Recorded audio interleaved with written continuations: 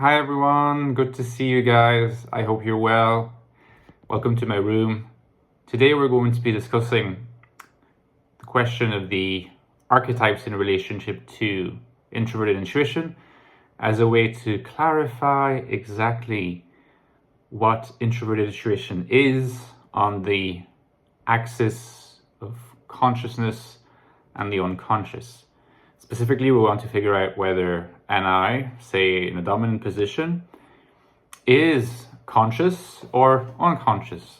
It's a problem because Jung in Psychology of Types offers descriptions of introverted intuition that seem to indicate that NI is an unconscious function, but according to a scheme of the dominant function, the auxiliary, and the, let's say, inferior functions, there is a definite logic to the first dominant function being the most conscious and the inferior being the least conscious. So where does that leave NI? Now, don't forget that I've written a book on the INFJ type, the Ecstatic Soul, and that if you're interested in buying it to go to the next level with your understanding of the INFJ, the links are down below in the description box to all the Amazon websites. It's less than $10, ebook, paperback format. So if you have any questions, if you can't find your country, let me know. But if you've gotten to a stage where the online literature doesn't provide you with additional answers to the questions you're asking yourself, this is probably the book you should get. Reading Symbols of Transformation, I'm still in the process of reading this book by Jung, which is an update, significant revision and update with one of his very first books, Psychology of the Unconscious. Some of you might be familiar with Psychology of the Unconscious as a book title, perhaps a little bit less with Symbols of Transformation, but it seems to me that the more important of the two books to read, both are accessible, fairly easily accessible online or in book format, is Symbols of Transformation, because that's a revision of the original book by the Jung of later years, having benefited from several more decades of research and thinking and analysis. So Symbols of Transformation is a pretty demanding book. In some ways, it's more demanding than Psychology of Types, but it's also full of brilliant intuitions and great suggestions for paths to research, some of which have been taken up. Others are probably remaining to be taken up, partly because there's just so many suggestions and so many possibilities cropping up in this book. And it's a book that clearly has as one of its core goals to clarify and delineate the concept of archetype, what Jung sometimes calls primordial images. The two terms are synonymous. And now that I have been reading a lot of Symbols of Transformation, this book by Jung, it's becoming quite clear to me what NI is in Jung's view. And it's important to me that this has been clarified because it's always a question that was lurking at the back of my mind. And it's quite clear that in the Ecstatic Soul, I basically explicitly say dominant NI is a conscious function. It's not an unconscious function. And if Jung appears at certain points in psychological types to be saying otherwise, it's because he's being inconsistent. Always remember that however much you might like a thinker, however much you might admire someone like Jung, it doesn't make him infallible, and it's still important to criticize him, engage with him in order to improve your own understanding. You need to be able to move from a position of being like awestruck and awe-inspired by him to a position where you can, of course, respect him a great deal, but also engage with him critically and see what you agree with and what you don't agree with. So I did that in that spirit in a number of chapters of the Ecstatic Soul, where I just contested the idea that NI dominance could be unconscious, because it seemed completely absurd, literally absurd to me, that a dominant function could be unconscious. It doesn't make any sense. The more dominant your function, the more conscious. The less dominant, the more inferior, more unconscious. I mean, it makes complete sense. Our models, our personality models with explanations make a lot more sense and can facilitate explanation of so many more patterns of thought and behavior like this, so it just doesn't make any sense to argue that NI is unconscious by essence. But symbols of transformation, where the topic of the archetypes is discussed in great depth, is making it quite clear to me what Jung meant in the psychology of types. And it's quite possible that in the psychology of types, he wrote about a function such as introverted intuition, which he hadn't actually developed yet in the psychology of the unconscious. It makes it quite clear that introverted intuition is no different from the other functions, and that if it is in a dominant position, it is a conscious function. Jung takes that for granted. He doesn't explain that in detail, which could lead to a confusion as to whether introverted intuition is conscious or unconscious, because he takes it for granted, as it were, that the reader of his book, Personality Types, Psychological Types, has read his first book on the psychology of the unconscious, because it is in psychology of the unconscious that it clarifies, if not NI, at least the pattern of archetypes and the relationship between the archetypes and the unconscious. So from my reading of symbols of transformation so far, I can pretty much say this as what Jung means by introverted intuition, and in which respects NI is conscious and in which respect it is unconscious. Okay?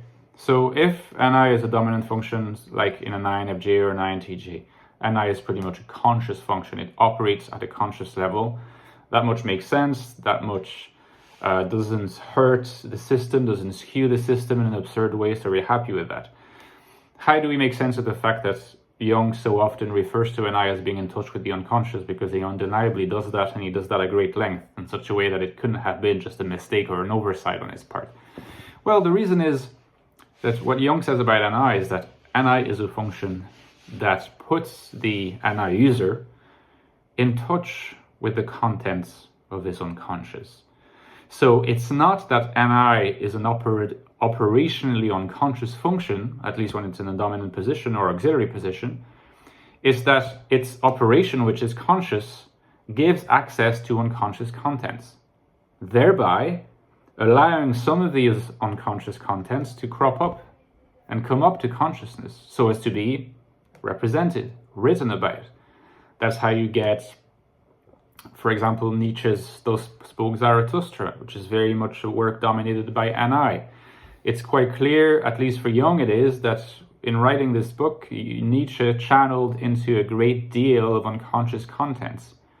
But he obviously did that consciously. He accessed those contents and then wrote his book, the story, a very symbolic story, out of seeing these contents. And the same could be said about the movies of Andrei Tarkovsky, The Sacrifice, Solaris, Stalker, and so on.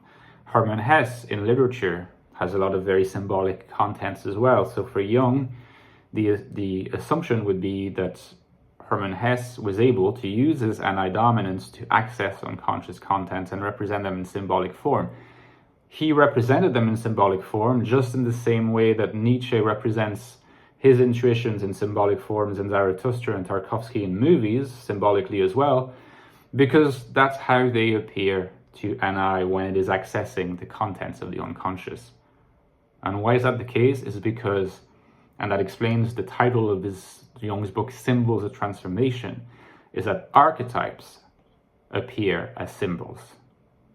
And we might even put the point in a stronger fashion and say that archetypes are symbols, such as, and if you read Symbols of Transformation, that will, appear quite quickly. After about 100 pages, it will appear quite clearly that two of famous archetypes that seem to crop up across, at least Jung argues, across the planet in all communities. For him, archetypes are universal motifs or symbols. The giving mother usually symbolizes the earth, and so that's one of the archetypes. And then the loving fire, or the loving fire, the vigorous sun symbolizes the sun. So like the sun being associated with the force of man and the father, mother being associated with the earth, giving, and the relationship between the sun symbol and the earth symbol producing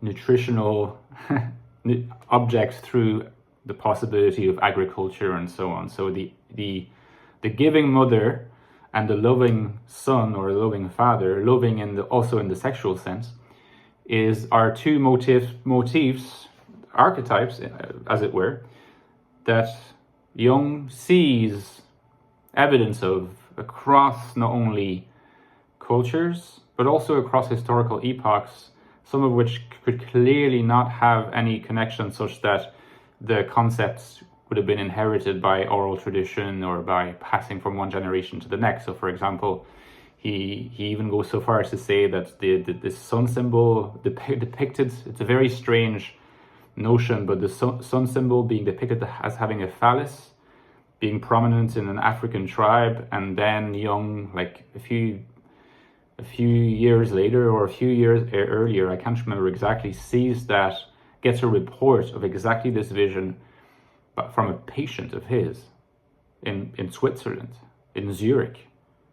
Schizophrenic patient, as it happens. Same symbol. So that's part of the evidence that Jung provides for the universality of these archetypes. What does NI do? NI is able to access, among other things, NI doesn't do just that. And here, let's keep in mind, this is Jung that's speaking. NI gives access to those archetypes. And those archetypes are universal, which is why we talk of a collective unconscious. We all have an unconscious. Within our unconsciouses, there are parts that are personal to us, what we've repressed and so on and so forth. There's also the universal structure and tropes and motifs, patterns and themes and symbols that are exactly what Jung calls the primordial images that have existed ever since we've been here, the archetypes across cultures. NI is a quintessential function to give access to these archetypes. They are archetypes of the unconscious, which is why NI is so linked to the unconscious. But when you operate in the mode of NI to access those unconscious, the operation itself is conscious. It's just that the subject matter, which is unconscious, archetypal, is brought with a creative endeavor to consciousness, such as, for example, to make a movie about it, to write a poem about it, to for example, there's a poet called William Butler Yeats, Irish poet, NI dominant, where his poetry is saturated with such symbols as well. And of course, to write books about it, and write even academic books about it, because in many ways, this is exactly what Jung himself is doing in his books. So hopefully this clarifies where NI lies on the consciousness-unconscious axis. When it's dominant, the conscious function, but it does give access to unconscious contents, more specifically to these universal unconscious contents of the collective unconscious called the archetypes. Now, let me know if this was helpful and if this is clarified, whether NI is conscious or not. And sure, drop me a comment to let me know, give me a like, consider subscribing, and I'll talk to you soon, guys. Bye-bye.